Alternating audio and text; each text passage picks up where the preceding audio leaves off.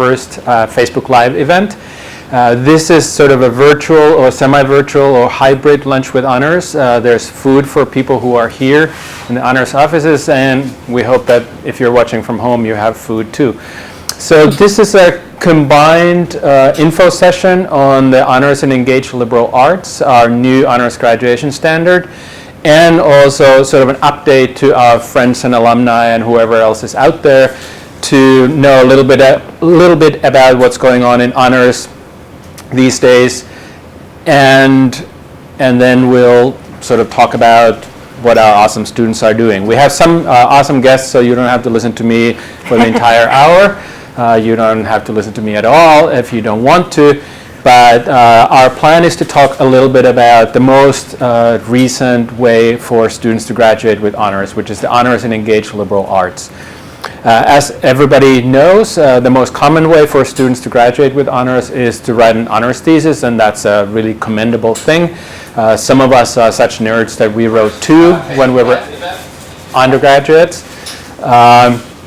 but we also wanted to do something else. I've noticed over several years, students are really often torn between thinking about doing really interesting things outside the university and then doing honors theses. So over the years, I've had conversations with students who say, I would really like to work on the Flint water crisis, so I would like to do something about poverty, or I would like to do something about STEM education. And I don't want to tell them, yeah, that's fine, but you really need to do a thesis on Shakespeare because that's the only valuable thing to do. So we decided to start developing honors and engaged liberal arts. The idea actually came not from us, but from students. It came from a former honors student, graduate from a couple years ago, who was also the Central Student Government President, David Schaefer. And it came from the fact that David began as an honors student here in honors, and then he did a really interesting international study abroad internship in Kosovo that inspired him to develop his own honors independent major on human rights and conflict and social justice. And that led him to think about what he could do here on campus, and so he decided to run for the CSG presidency, was successful, and one of the things that happened under his presidency was the creation of student-funded scholarship for students, especially low SES students who otherwise can't participate in student leadership activities. All of this meant that David got about -5 hours of sleep a night for the last year, and he wasn't able to write an honors thesis. But everything he had done was informed by his engagement and thinking about his coursework, like integrating the coursework and his civic engagement and leadership. And so we thought that we wanted to recognize that as a way of doing honors.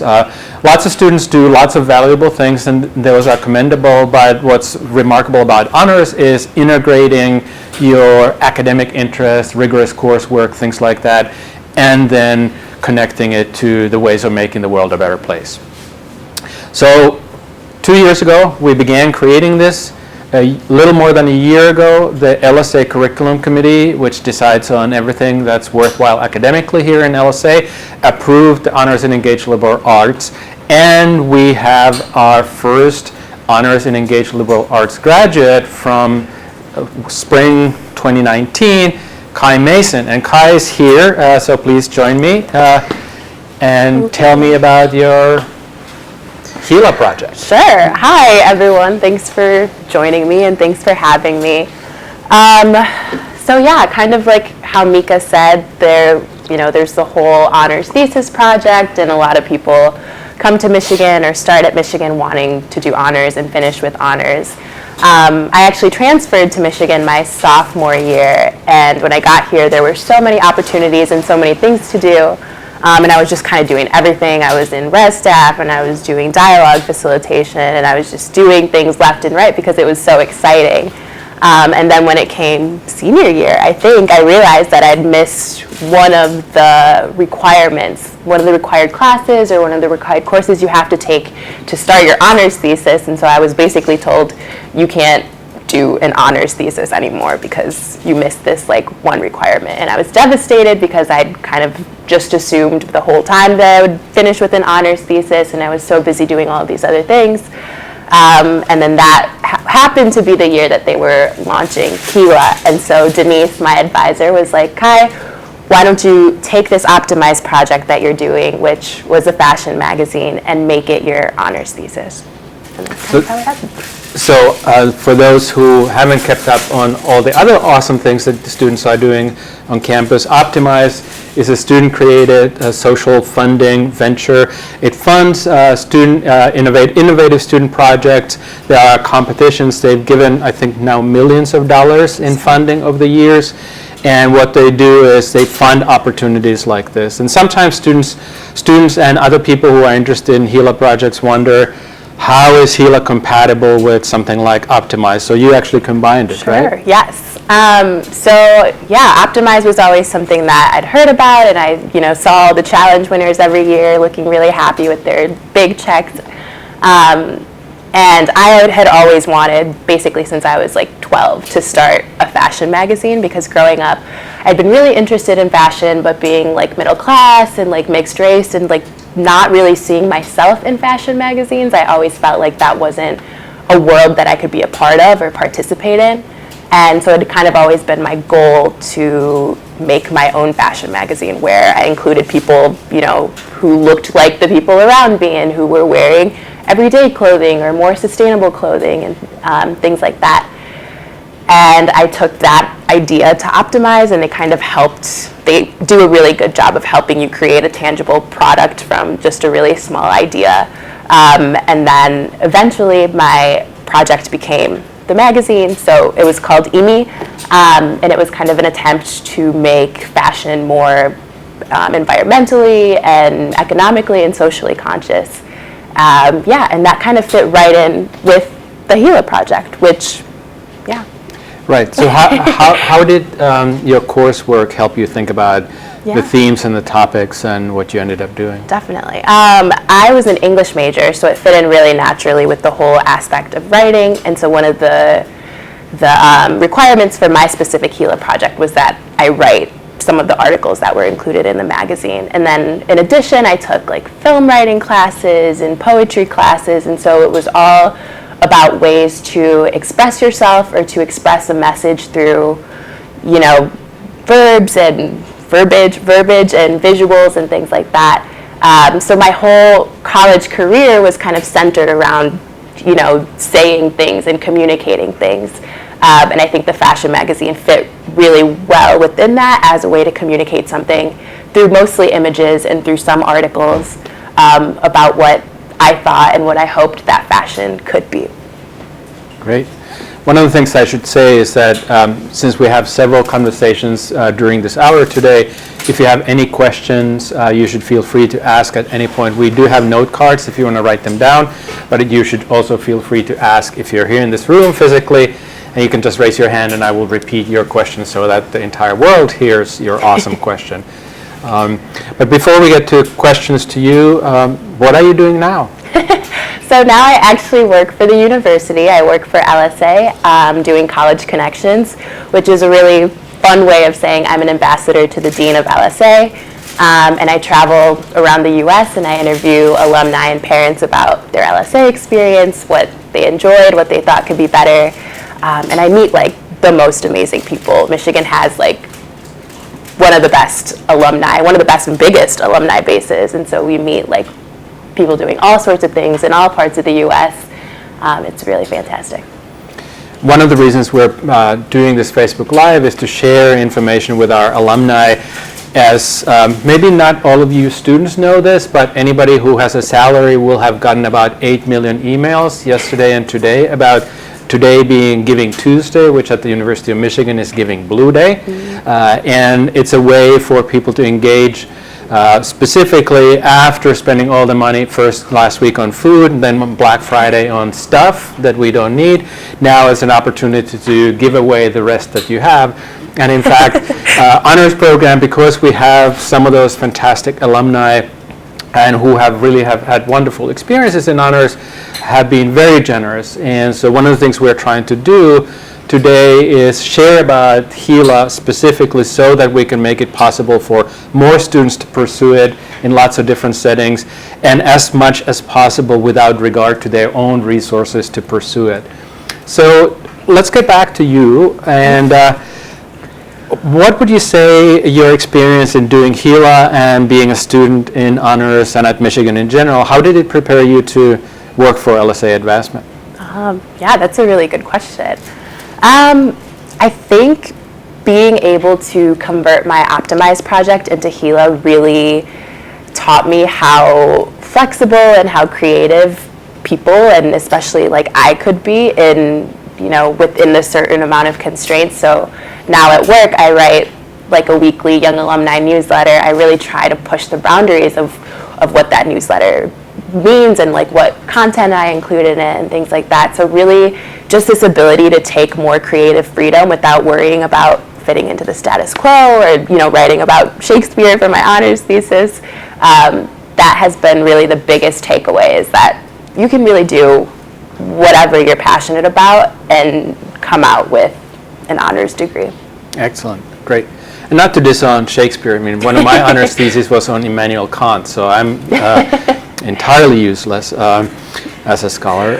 But let's open it up. So many of you students might actually have questions about pursuing HELA project. Because it's new, we're sort of making things not up as we go, but we're often discovering ways of thinking about what the integration of academics and civic leadership might look like. And so if you have any questions to Kai about her experience, feel free to ask.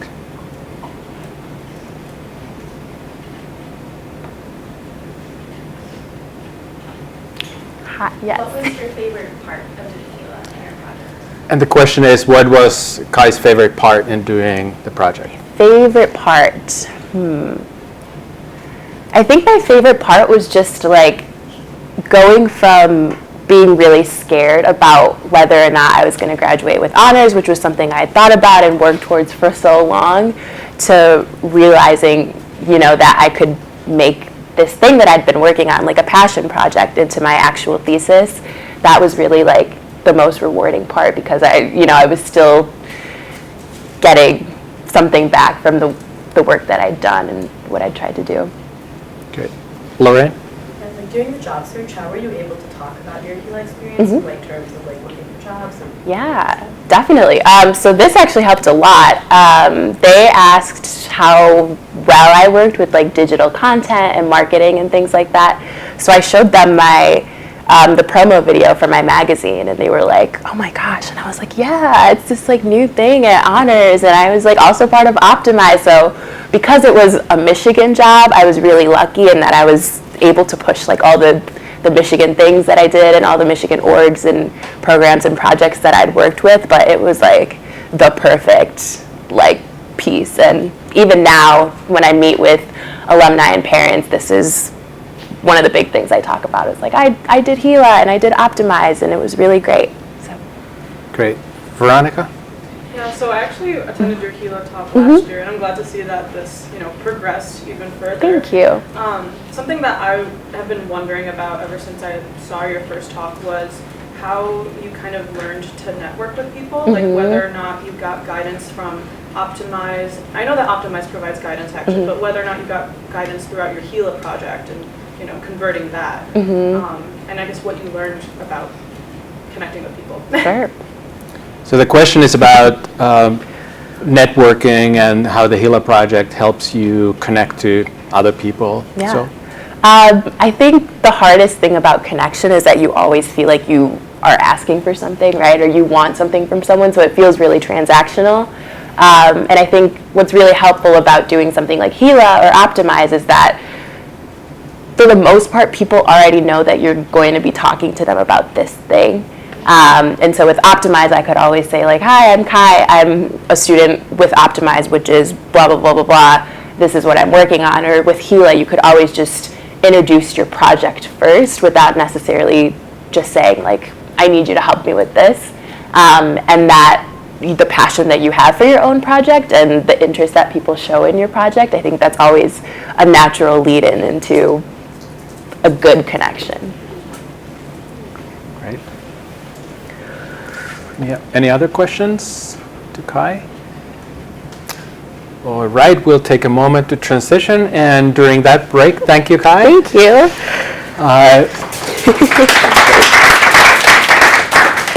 So you might wonder how the HELA project is different from a conventional honors thesis, and so there are some ways. So the substance is, as I said, and as you found hearing Kai, is that it's integrating some kind of civic engagement project with your academic work.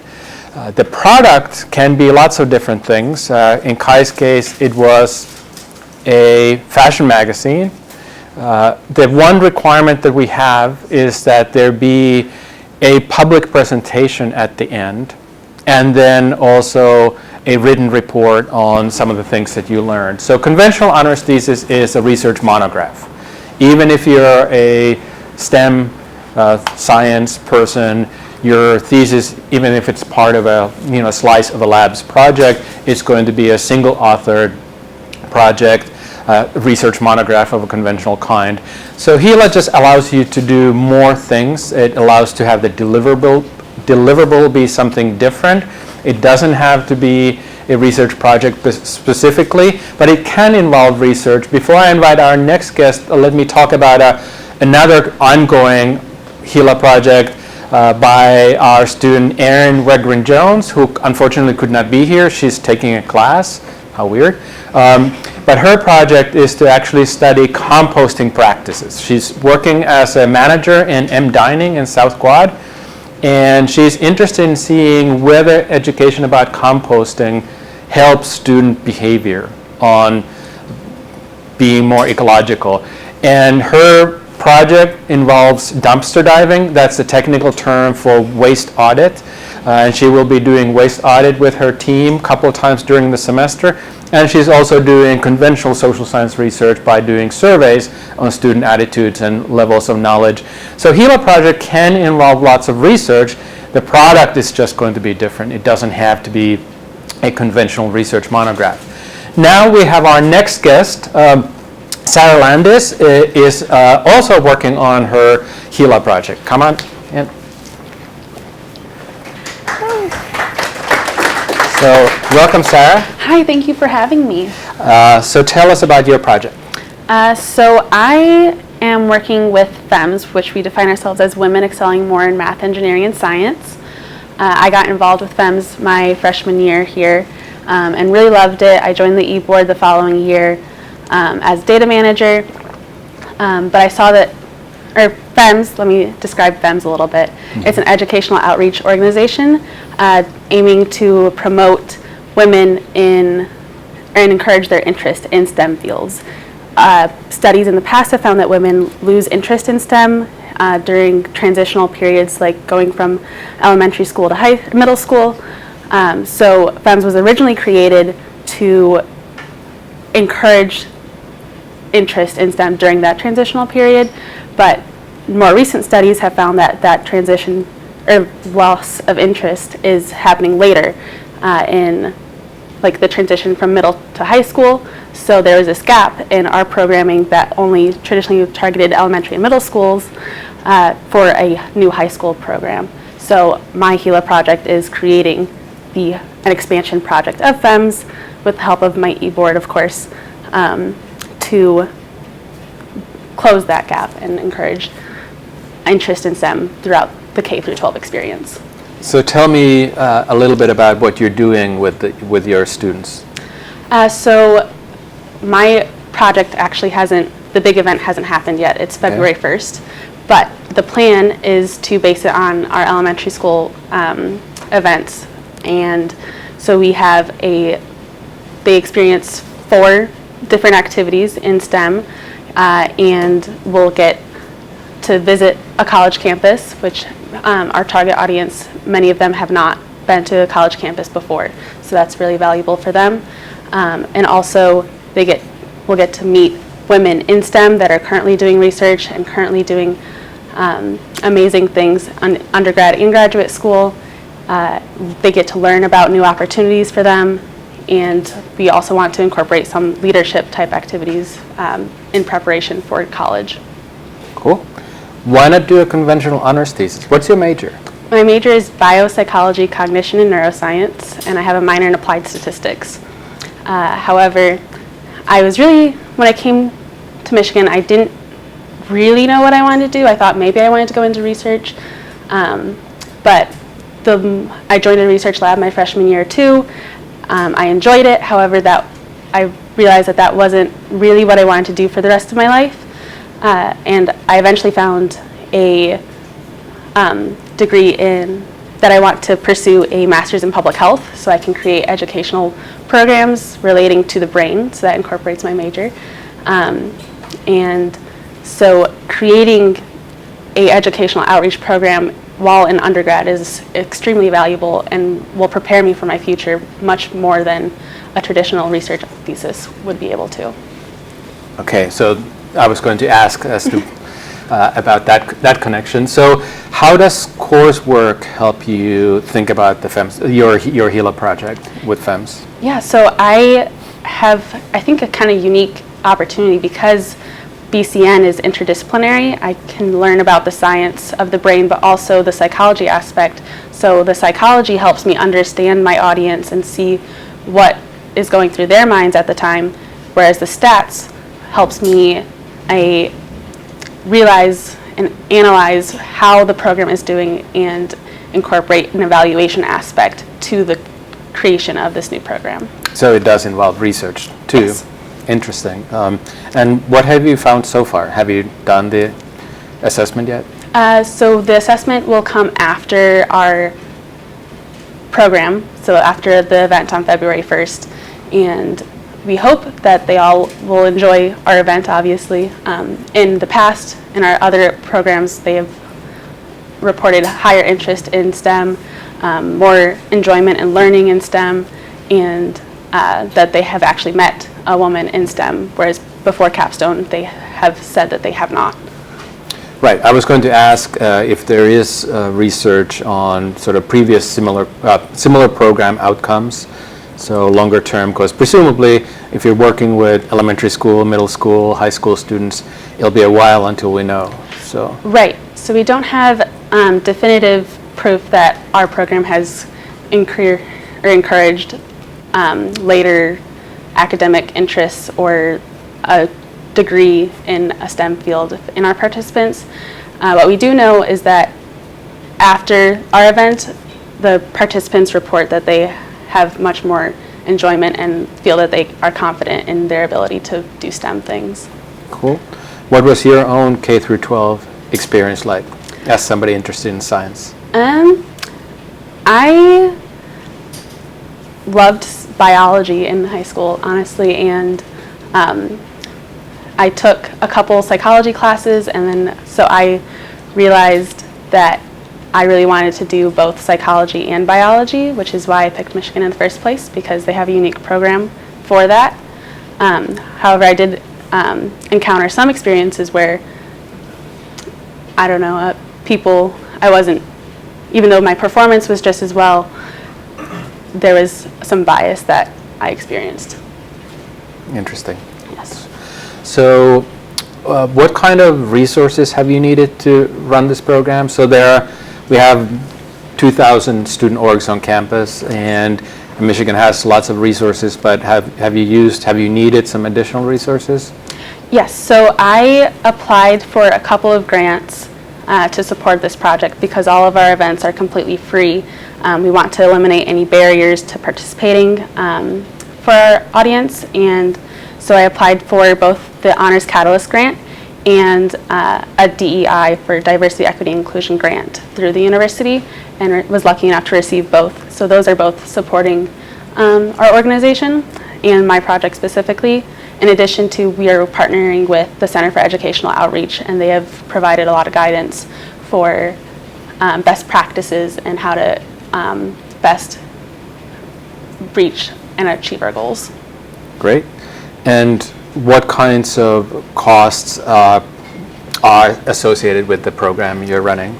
Yeah, so we provide transportation for our participants from their school, so there's costs there. We also, the cost of providing materials for the science and STEM activities. Also, we provide free lunch for our participants. So there are a lot of costs that are involved, and so we want to make sure that those are not placed on the participant and that there's not a barrier and that anyone can participate as long as they're interested. And how many students have you worked with so far? Our goal for my HELA project is 20 to 30 for the first year, but hopefully it'll grow. In our elementary programs, we reach roughly 200 every semester. Great. And we're from around here, from around Southeast Michigan? Yes, from mostly Ypsilanti and Detroit areas. Great. So, questions to Sarah? So do you guys, for your projects, you're working with freshmen and sophomores in high school, or Yes. like 8th graders? So the question is about what age group and of middle school and high school students Sarah's project works. So my HELA project is targeting all of high school, so we'll be working with participants from 9th to 12th grade. Great. Bernard? So I think this question came up previously about how you don't really have like a longitudinal like study involved with this, but I was wondering because we're talking about alumni and our good alumni base, and that's kind of like a way of looking back. And I wonder if there's not a way to look forward also with these HELA projects. So maybe, I mean, this is a suggestion since you're still working on it, but maybe there could be, you could pass on like some aspect of this program to someone else in FEMS to email people and follow up with them out, like what is your major 2 years down the line, 3 years down the line, depending on when you like had this intervention with them. But yeah, I don't know, I was just wondering if that was something you had thought about. So the question slash suggestion is to think about sort of forward-looking, creating sort of sustainability and follow-through with your students. Yeah, so that's definitely a goal, and in creating the, I guess it's technically 4 through 12 pipeline of FEMS programs, we hope that we can see a tangible, measurable outcome in the future. That is definitely a goal, and especially like now that we're working with high school students, they can themselves decide if they would like to be contacted later. There's like, we want to make sure that we're not contacting people without them giving us permission to. But that is definitely a goal, and what my dream is when starting this project is to see if we have long-term outcomes. Do you want them to come to the University of Michigan, or? We would love that, but our goal is to encourage interest in STEM wherever they go. Great. Other questions? Lorraine? What's it like to work with a big group on a project, but also have it be like an individual? The question is, what's it like to work on a big group on a project while also having it be an individual project? I think the structure of the FEMS e-board is very lending itself to that. So we have different committees within the e-board that work on different tasks. In creating the project, it's mostly been a small group, and I've received a ton of support from the larger group, offering to lead activities or help me contact schools and things like that. So they all already have that expertise, so they can help me do that. However, in the future, we of course want the program to continue. So we're working on ways to transition that so that it would be a larger collective effort in the future after it's off its feet a little bit, off the ground. That was actually something I was going to follow up on Lorraine's question, and as what I see as a potentially attractive thing about the HELA project is that you get to work with other people, other students, younger people, older people. I'm a philosopher, so honors theses, especially in the social sciences and humanities, tend to be pretty monastic, so it's pretty solitary, and I don't do them anymore. That's why I hang around with awesome students like this. So that seems to me an attractive thing. Did that play any role, or have you realized how valuable it is? Working with a large group is a great experience, and it's really supportive, and you get validation in like the things that you care about, other people also care about, and it also creates a social network too, that you can like hang out and have a white elephant gift exchange with your fellow like e-board members or group members, and So working with everyone has been a fantastic experience, and it's a great way, I think, rather than doing something completely individually. It's much more stressful. So you have a support system as well. Let me play a devil's advocate, because every time I introduce a group activity in my class, students are like, oh my God, no. So why do you all hate group work in classes, and why do you find it so rewarding when you sort of are partly creating it yourself? I think it has something to do with the fact that you get to choose who you're working with a little bit. So you also, there's no external pressure that you have to have this thing done, so it's purely because you want to do it, rather than someone else is telling you, like, you have to do this. Okay. Other questions, Sarah? Yes? I guess going back to like HELA versus the traditional honors thesis, how did you decide that you wanted to do like STEM outreach versus just like a more traditional STEM paper where you maybe like looked at the results from like the elementary capstone or something? So the question is on the distinction between a conventional honors thesis and HELA. Why did Sarah decide to do STEM outreach as opposed to a research project?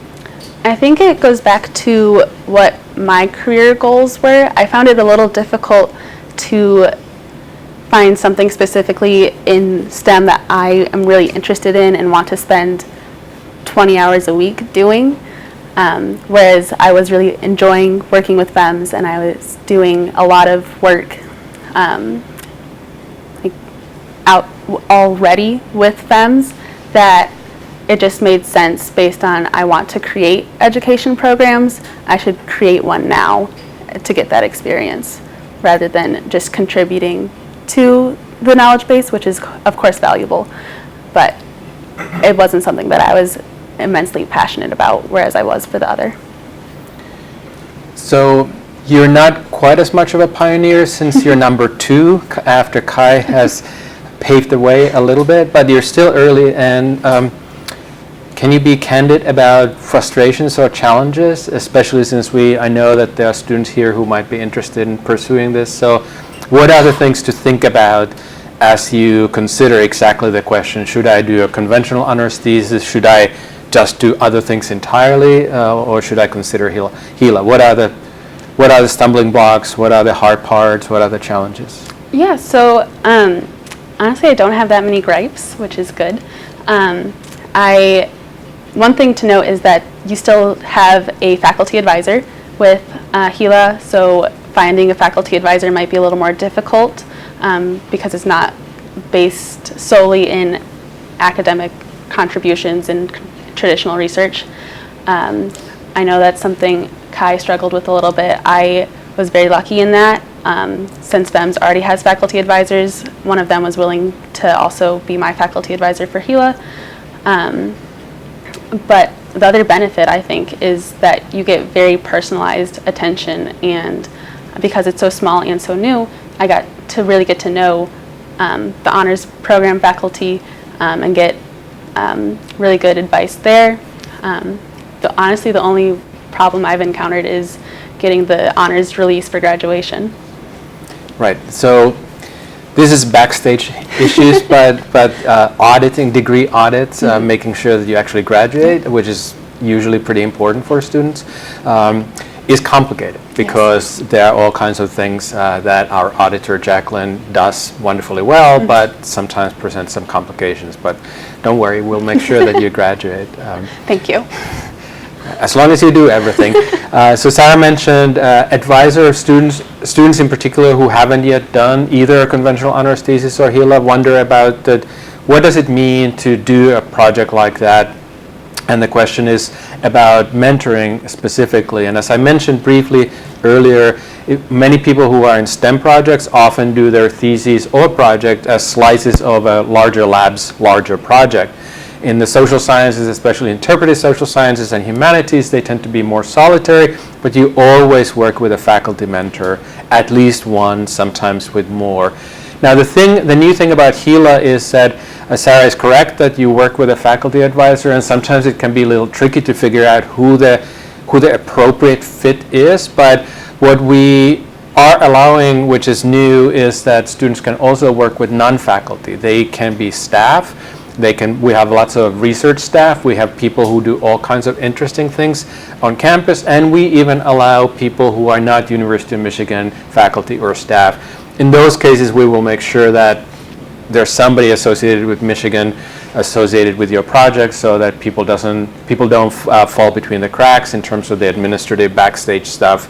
But HELA is basically like an honors thesis in the sense that you work with a mentor, just that our conception is a little broader. Let's do one last question to Sarah on anything about her project or her interests. If not, then thank you, Sarah. Thank you. And good luck. We'll see you at honors graduation. And we'll take a moment to change the mics for our final conversation about HELA and related matters. So you may be wondering what the requirements to get started with HELA are. And as we were building the program, we were thinking about a couple of different models. One would have been a sort of graduate when you're ready, or get HELA when you have done something cool. And we considered this because it's an interesting model.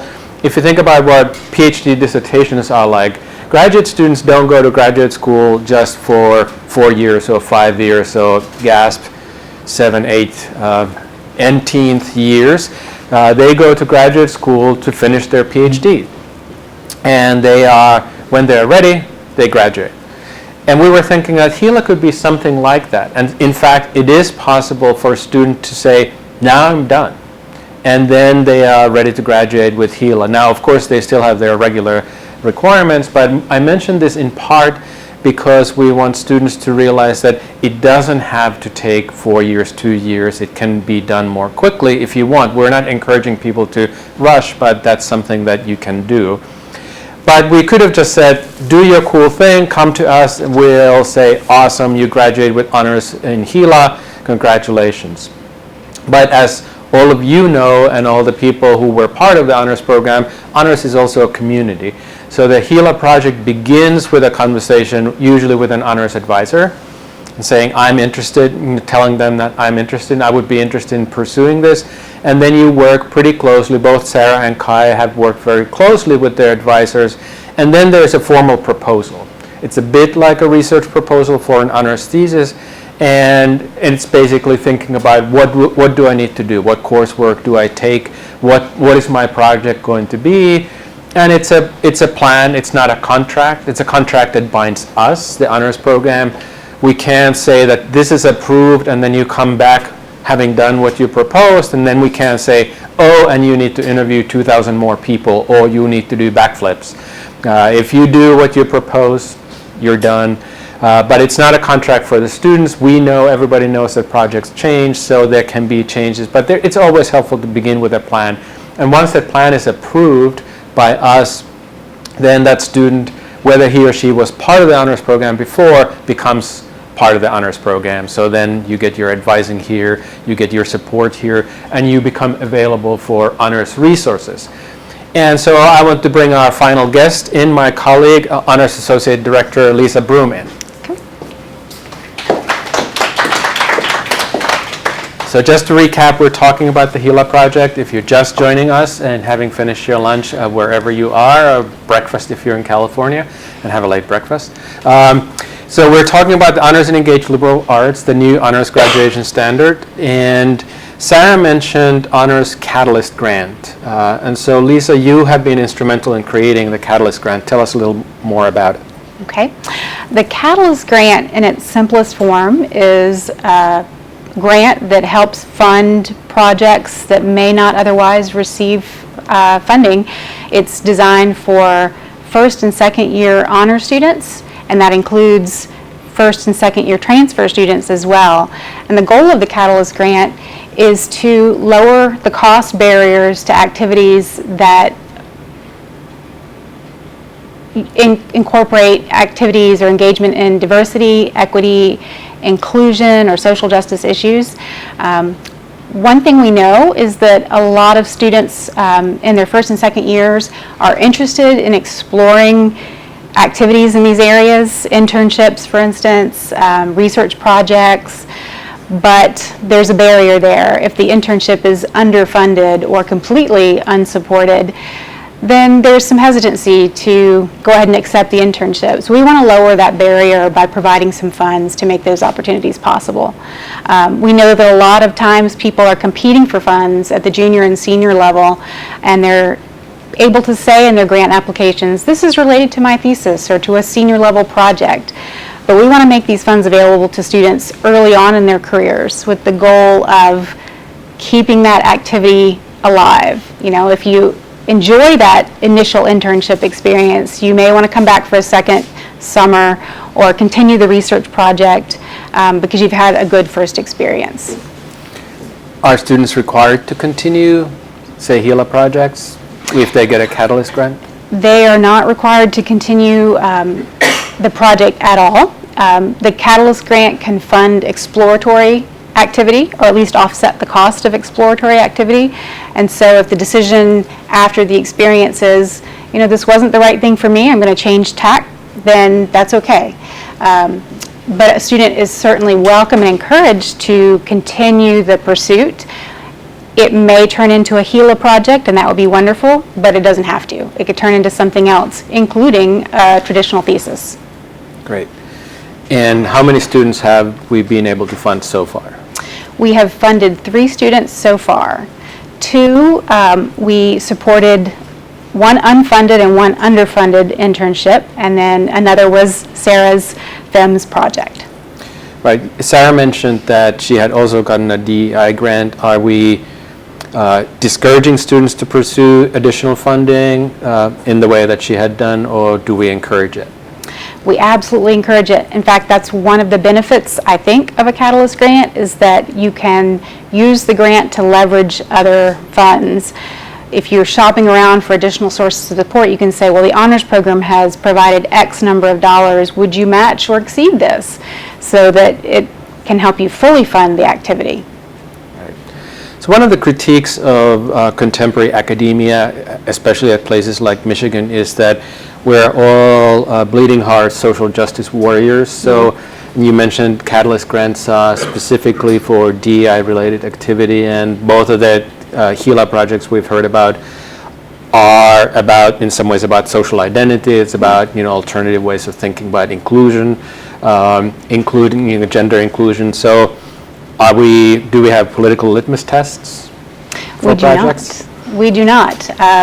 We ask in the grant application for the student to define how the project contributes to diversity, and diversity can be defined very broadly. So we just look to know that you understand how you're contributing to any part of the spectrum of diversity. Great. And what are our plans, what are our goals for the Catalyst grants in terms of thinking about how many students would we like to be able to fund and in the longer term? We'd like to fund hundreds and hundreds of students in the long term. So our initial grant disbursement was to 3 students, as I mentioned. We certainly want to replicate that this coming winter term, but we'd like to double it if possible, and I think we'd like to expand rather exponentially. Great. So you mentioned it's for first and second year students, including transfer students. So somebody can be a junior if they're a transfer student. So their class standing can be a junior, but that would still count. That would still count. And one of the reasons for that is that we know people have established interests or engagements in their prior communities before coming to the university. So we want to be able to continue that help them continue that activity by making the funds available so that there's not a barrier once they get here to campus if they want to continue what they've been doing. Great. So let's again turn it to the audience, to questions about Catalyst grants specifically, or HELA more broadly, or the relationship between those two.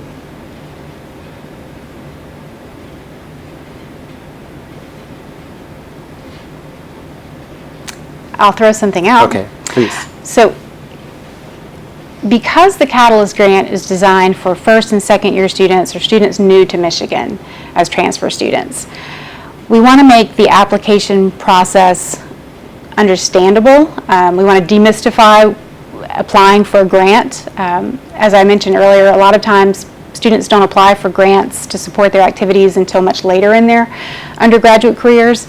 So part of the Catalyst grant is designed to help make sense of how you apply.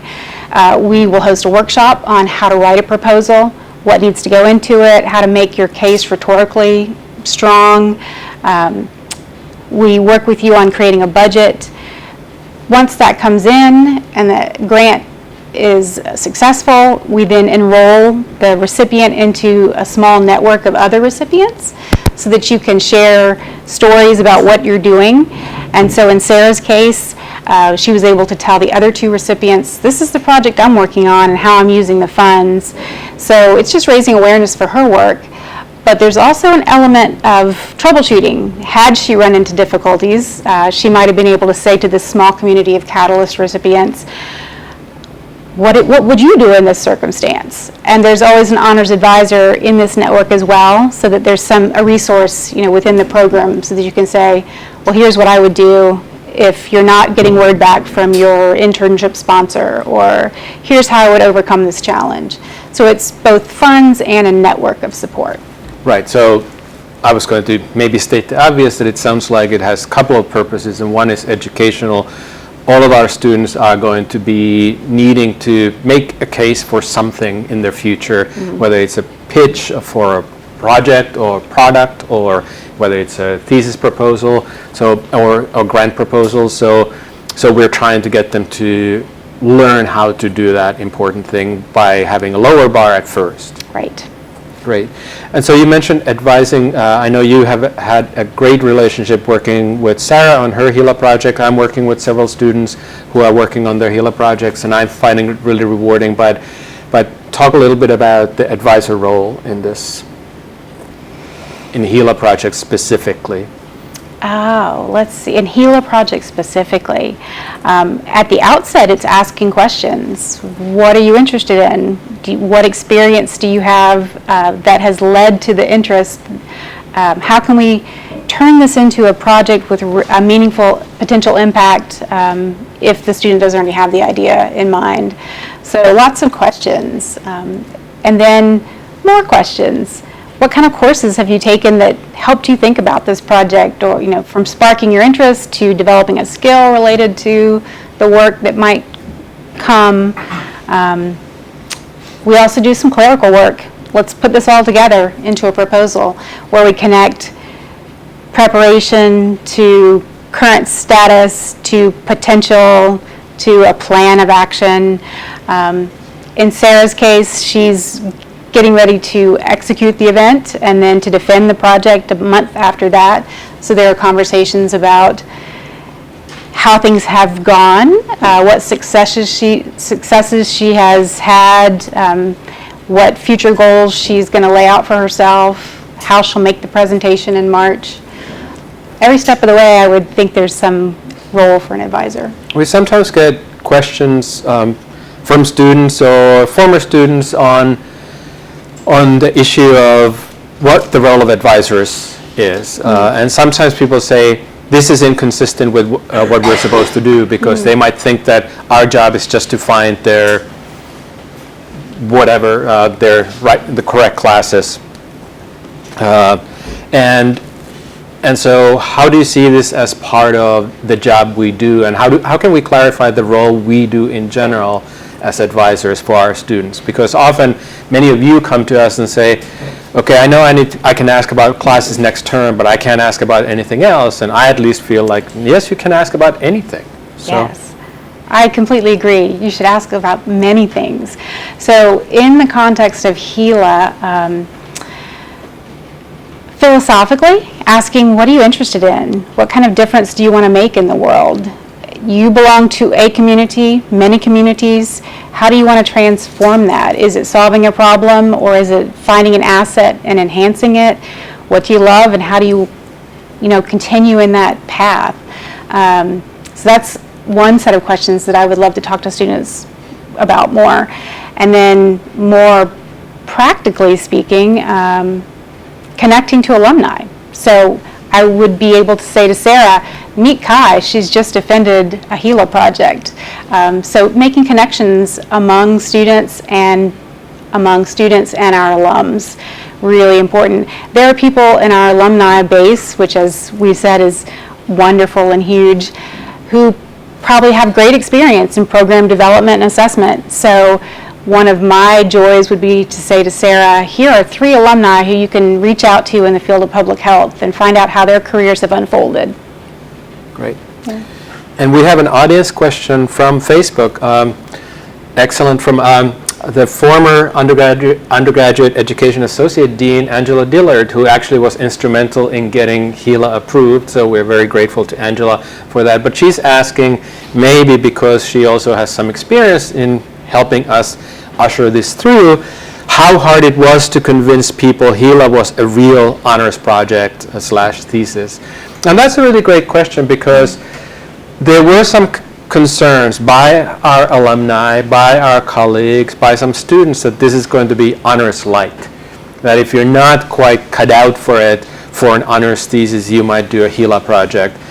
And I think it was a little hard at first, but we did by talking about the rigorous criteria we're going to be using. And now it's going to be easier when we have graduates like Kai, soon to be graduates like Sarah, to show the projects, their quality, the ways in which they are as rigorous as possible. They're just rigorous in different ways. Our standards are going to be the same, and the college insists that the GPA requirements are the same. We are very interested in making sure that we don't say somebody graduates with honors just because they did something lighter. So the work is going to be very different, but I would argue, having watched Kai and having followed a little bit on the side of Sarah's project, that there are actually more challenges with that, both intellectual and academic challenges. So I think the difficulties we had in convincing people, we overcame them, and in the future I don't think we'll have that many challenges, because we can point to the successful students and their own successes down the line. Other questions from the audience here? So I hope that this has been somewhat useful for you on the HELA, but another question sort of connected to the kind of question that Dean Dillard asked about is, are we giving up on the honors thesis? And we most certainly are not. We just want our students to think about options. They should have lots of different opportunities, considering what they're interested in. So as Sarah talked about, HELA made more sense given her interests and her future plans. But honors theses are a fantastic opportunity. Honors still continues to fund the Honors Summer Fellowship, which is in some ways our most successful fundraising effort to date. It's a fully endowed and opportunity for rising seniors to stay in Ann Arbor over the summer, get lots of money to work on their honors theses, and so that's something that we will continue thanks to our generous alumni. But what we would like to do is generate funds and resources for our students to pursue also HELA project, or even just the pilot Catalyst grant projects to explore other ways of excelling academically. So students are needing to leave for class as old Michigan time has ended and new Michigan time has begun. If you don't know and are watching from somewhere else, we no longer have Michigan time, which many of us are very happy about, yay, and some people are not. But it is now 5 till, and if anybody needs to leave, they are of course more than welcome to leave. I think we are done with our Facebook Live event. Thanks for watching. Thanks for coming.